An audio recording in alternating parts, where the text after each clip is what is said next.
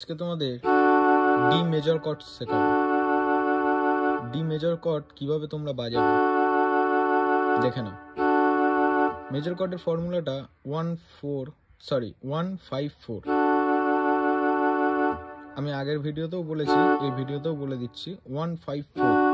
Minor কর্ডের ফর্মুলাটা ছিল 145, major cord মানে 154।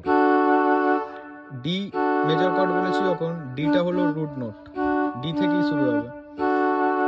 1 2 3 4 5, 1 2 3 4।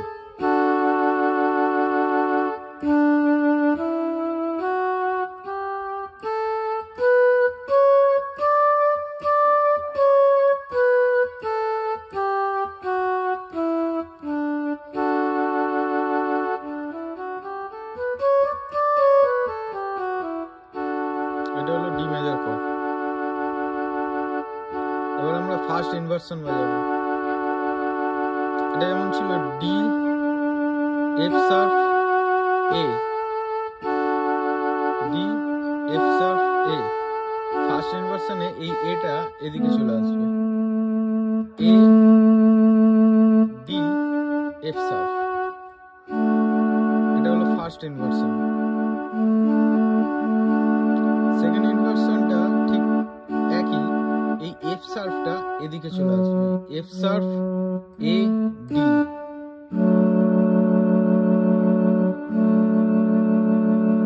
প্রথমে কর্ডটা ছিল ডি এফ শার্প এ, তারপর এলো এফ ডি এফ শার্প, তারপর এলো এফ শার্প এ ডি।